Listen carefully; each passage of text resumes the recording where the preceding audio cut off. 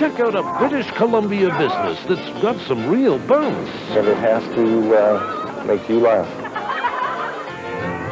We join in a celebration of Prince Edward Island folk music. Tonight we'll sing, tonight we'll shout, Prince Edward Island. And in New Brunswick, one man's quest to save lives at sea. I said I'm going to do something about this that I would have succeeded in doing it.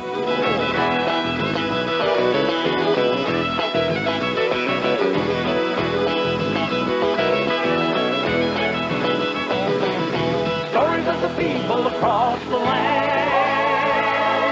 Here we are on the road again.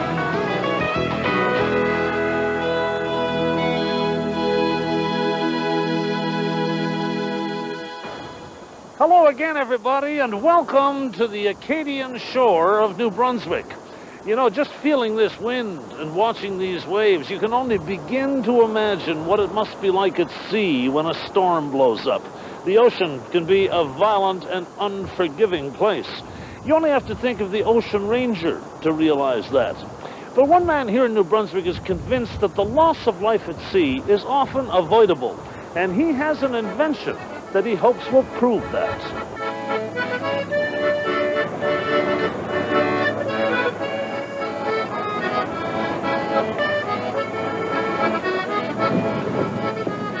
It's a cold, blustery day, and Vincent Thériault is heading out to sea. He has something to prove, both to himself and to a group of local fishermen and a few of their friends who've come along for the ride. Vincent used to make his living out on the sea, but that doesn't mean he feels comfortable out here. 24 years ago, he was caught in a vicious winter storm that threatened to sink his ship. 45-foot wave, 85-mile-an-hour wind, and that thing was rocking so badly, I said, boy, anytime now we could go over. It would have been the end of us. We were 13 people aboard and never have found one survivor. His ship managed to stay afloat, but Vincent had had enough.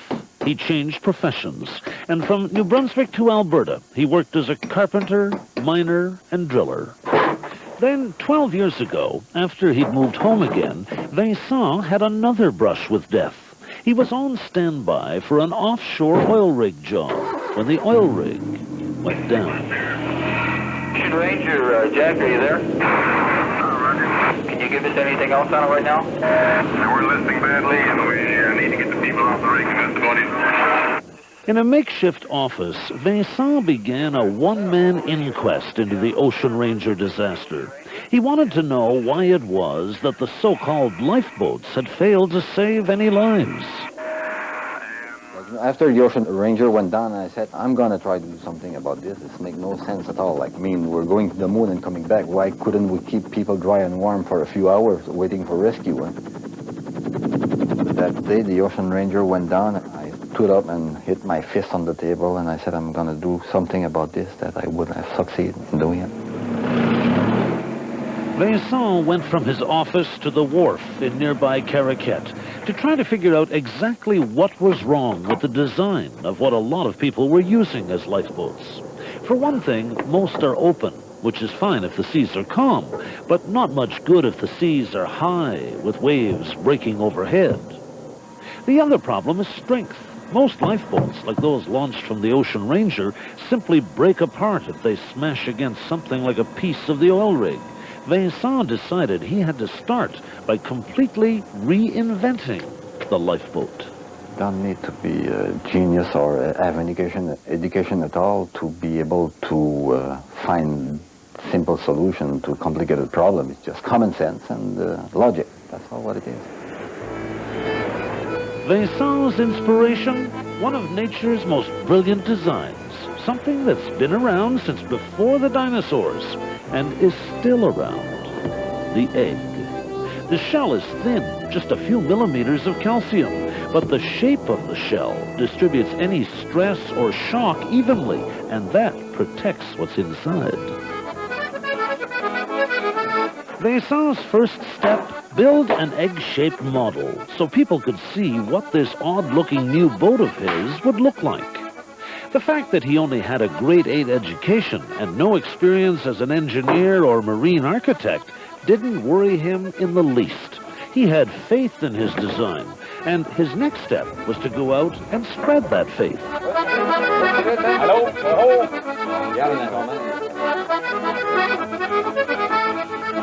The response was so encouraging that in the fall of 1982, Vincent built and tested his first full-size prototype.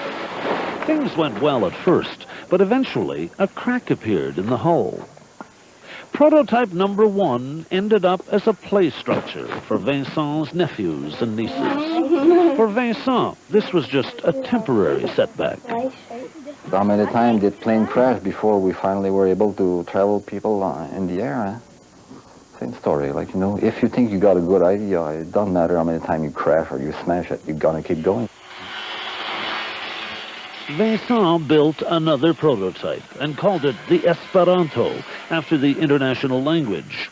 The French verb espérer means to hope, but by 1985, Vincent was starting to lose hope. He knew he needed expert help to make his lifeboat better, but none of the experts were listening. Did you write a letter to the Department of Transportation or the Coast Guard or any of the people who would understand the sea? Truckloads. He wrote letters all right, but if he got an answer back at all, it was to say that no one was interested in his new lifeboat design. You ever want to give up? You ever get tired? One time, yes, I was really, like, you know, I was down the drain, at bottom of the hole, no money, and debt are high and the funds are low, and I started burning most of my stuff, and when I got down to the scaled-down model I have there, I said, I can't do this. So I just kept going. You almost gave up and burned it. Almost. Once. Yeah. It was Vincent's family who got him going again. His brother Reginald lent him the money he needed to finish prototype number 2. One of his sisters and his mother chipped in too, and in 1990, the Esperanto 2 was ready for testing. The big orange egg was launched via cable from the top of an 80-foot cliff. The Esperanto 2 was a lot stronger than number 1. In fact, Vincent had come up with a practically uncrackable egg. Try it. Okay. As hard as you can. Harder, harder. Harder than that? As hard as you can. Harder yet. Prototype number 2 was strong. No kidding. But one final step had to be taken before the Esperanto could hit the market. Last year, in a professional boat-building shop in Caraquet, with the expert help he'd been waiting for 11 years, Vincent's lifeboat was finally refined and rebuilt. The Esperanto looks better than ever. But now there's a sense of urgency in the air. There are other people designing and building radically different lifeboats. The question is, who's going to get to the market first? Which brings us back to the reason Vincent Thériault is heading out to sea on this blustery day. He wants to prove to anyone who'll listen to him that his egg-shaped lifeboat is better than any lifeboat they've ever seen.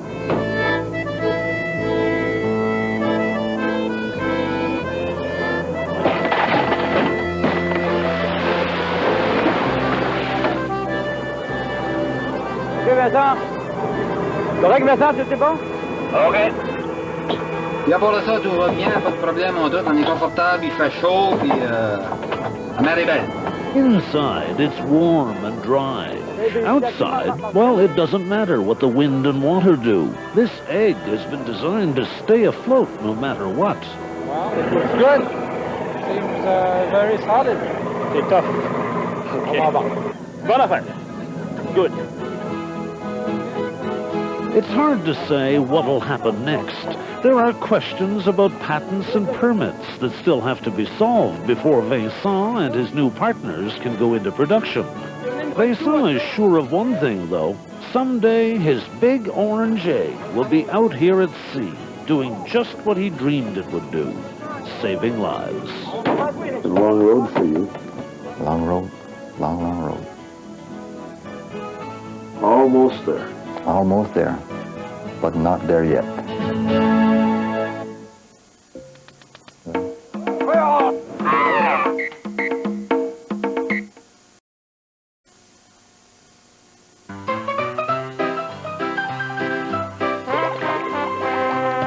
Now, normal people don't always do ordinary things you'd expect them to. They can be a little strange, be a little crazy, sometimes just downright different. You only have one kick at the can, so you leave your mark any way you can. I guess that's why people do the darndest things.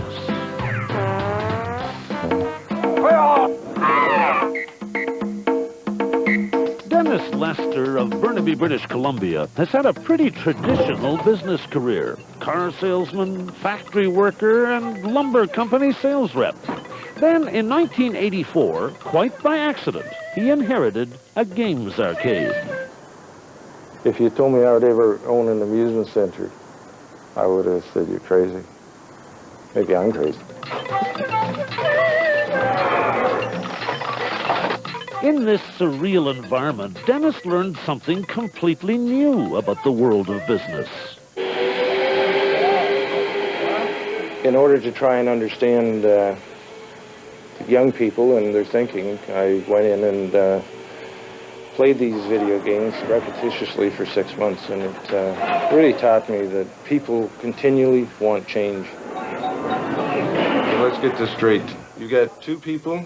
They stand on what? How high do they stand on these poles, or what is it? Ever since, Dennis has been looking for innovative products. The Orbitron offers a full-body workout that is... The wilder and wackier, the better. Linda, have you seen the file for the Orbitron? I think it's on your desk, Dennis. You see my desk lately? We are spending a lot of time searching every corner of the world for something that's new. 1, 2, 3. He imported this horizontal bungee run from England. The horizontal bungee run is something that isn't quite as scary as jumping on a bridge on a rubber band, and you get the same effect. All the way from Japan, pachinko machines. The pachinko machines are incredibly popular in Japan, and I'm thinking that they will be very popular here.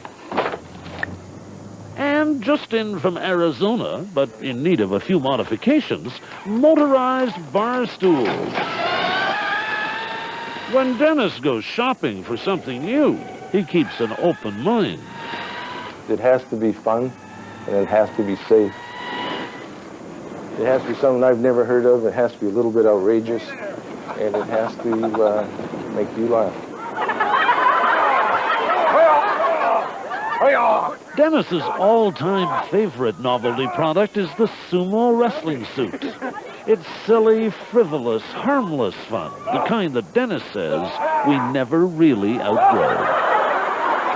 I think there's a kid in every adult. I read somewhere, it said every 50-year-old has a 20-year-old in him wondering what happened. You know, so I guess we retain some of our youth forever. There's no doubt about it. Life is what you make it. Aren't you glad that people do the darndest things? You go first. No, I'll go first. Okay, I'll go. You go first? I'll go. You go first. Okay. Stay with us next, a book that sings the praises of Prince Edward Island.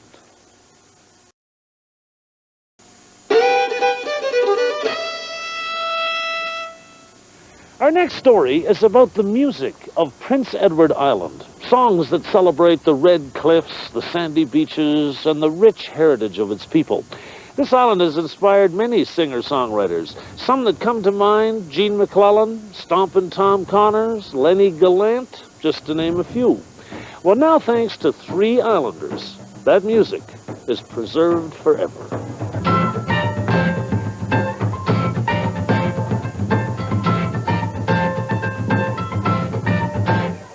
Come all you folk and sing this song. Prince Edward Island, from the Elephant Rock to the Diligent Pond. Prince Edward Island, here's to the hearts who call this home. Inspiration for new poems. Tonight we'll sing, tonight we'll shout. Prince Edward Island. Everything I do is a passion for Prince Edward Island these days. Gordon Belcher loves to sing about his adopted home.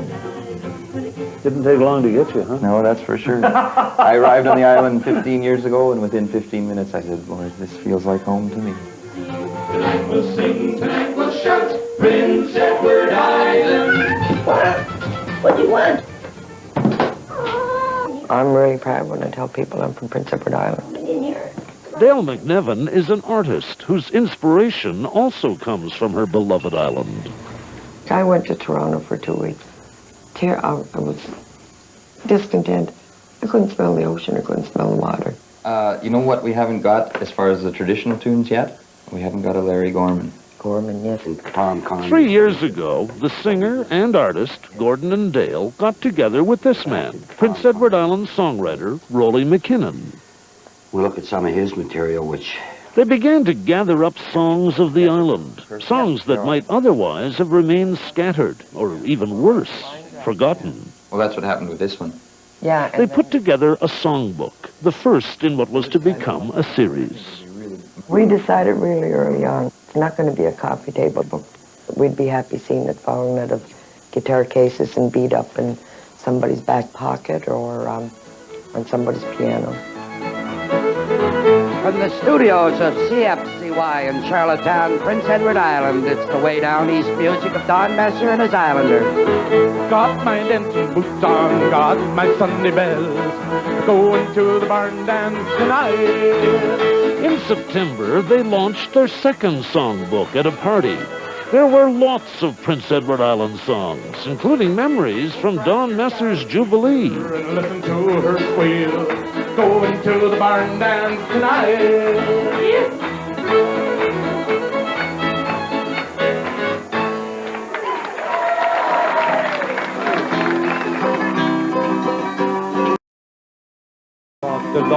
Throughout the evening, island musicians performed song after song from the book.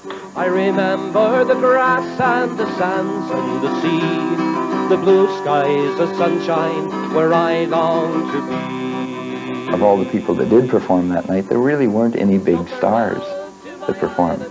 It was just sort of a gathering of the Prince Edward Island music family, but none of us were stars. Soon I will be in the Isle of Prince Edward, true gem of the sea.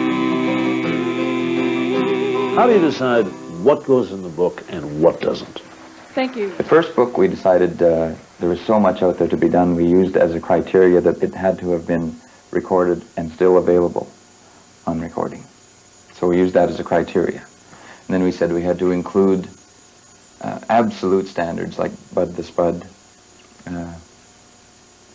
Lucy Maud's Island Hymn, which is the unofficial anthem of the island. For Volume 2, we wanted to make sure we included people that we had inadvertently overlooked in Volume 1. So we went with 3 Acadian songs in Volume 2. Put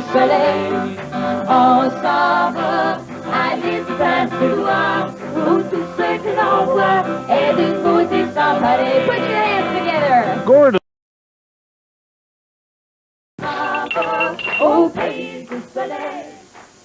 Dale has made our documentation into a work of art. It wouldn't be much of a book, really, when you if you take a look at either Volume 1 or Volume 2. If you remove the covers and remove all the illustrations, it's just another songbook. Exactly. Are you making money yet? Is this going to make you rich? Oh, real rich. Yeah.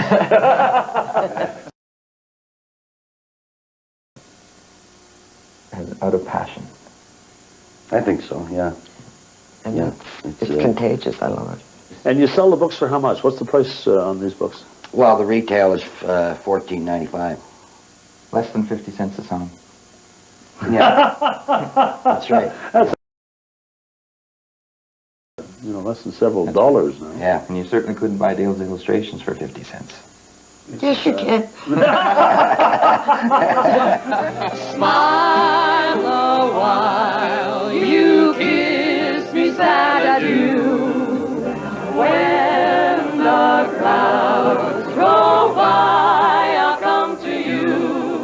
The songbook is very important, but to me the most important are the people who took the time to write it and do it and put all their energy into it. In lovers' promotes island culture, and also helps give local artists exposure that wouldn't otherwise.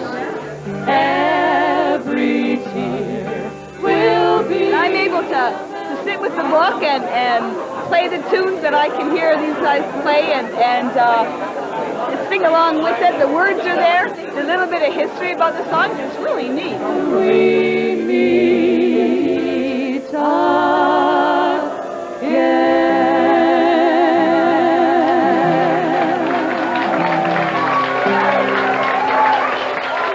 What do you think this book is going to do for people who are away from the island, people who see it somewhere abroad? I want them to be homesick and come on home. Tonight we'll sing, tonight we'll shout, Prince Edward Island.